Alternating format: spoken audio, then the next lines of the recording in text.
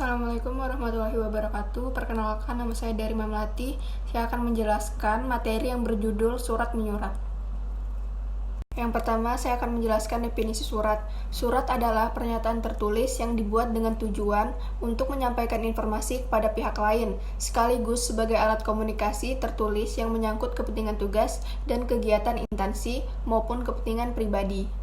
Kegiatan surat menyurat dinamakan koresponden, sedangkan orang yang melakukan kegiatan tersebut dinamakan koresponden. Korespondensasi adalah suatu kegiatan atau hubungan yang dilakukan secara terus-menerus antara dua pihak yang dilakukan dengan saling berkirim surat. Selanjutnya itu fungsi surat.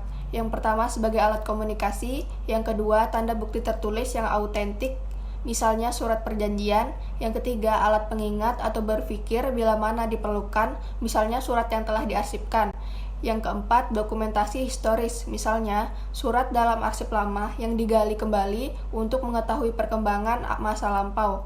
Yang kelima, jaminan keamanan, umpamanya surat keterangan lain. Yang keenam, pedoman atau dasar bertindak, misalnya surat keputusan, surat perintah, surat pengangkatan, dan sebagainya. Selanjutnya, saya akan menjelaskan bagaimana kriteria surat yang baik. Yang pertama yaitu surat sebaiknya ditulis dalam bentuk dan isi yang menarik, serta disusun secara sistematis sesuai dengan aturan yang berlaku.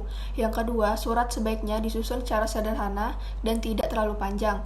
Yang ketiga, surat sebaiknya disusun secara jelas, lugas, dan komunikatif. Yang keempat, surat sebaiknya mencerminkan sikap dan adab yang sopan. Yang kelima, surat sebaiknya yang rapi dan bersih. Selanjutnya, saya akan menjelaskan sejarah surat.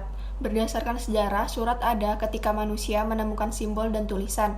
Kegiatan surat menyurat di Indonesia telah dimulai jauh sebelum kedatangan bangsa Eropa, yakni pada masa Kutai, Tarumanegara, Majapahit, Pajajaran, Sriwijaya, dan Mataram.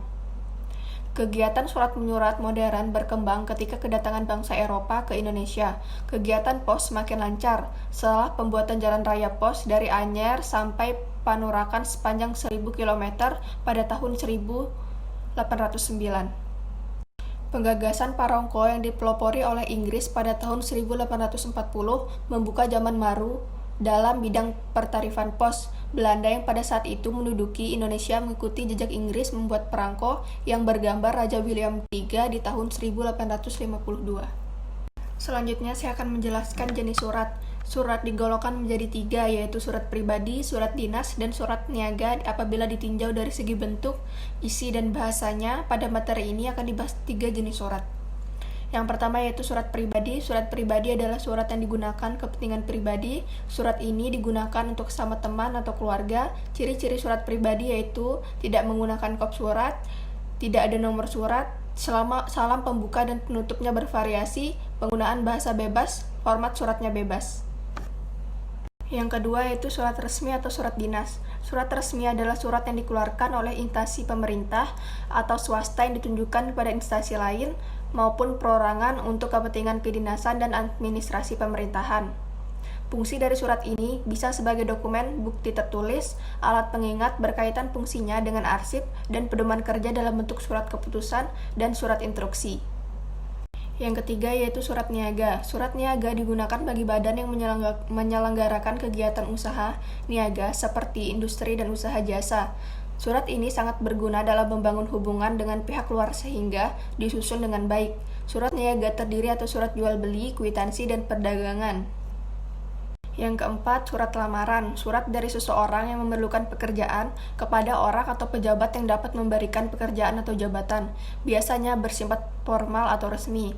Ciri-cirinya mempunyai bentuk yang menarik, mempunyai bahasa yang menarik, menggambarkan kemampuan pelamar, dan tepat pada sasaran.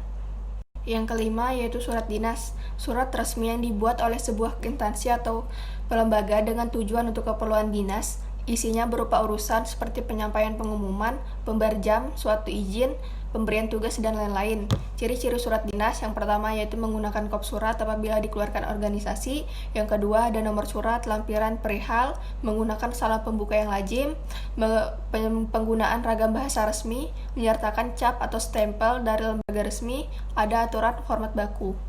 Sekian penjelasan dari saya, materi yang berjudul surat menyurat. Kurang lebihnya saya mohon maaf. Wassalamualaikum warahmatullahi wabarakatuh.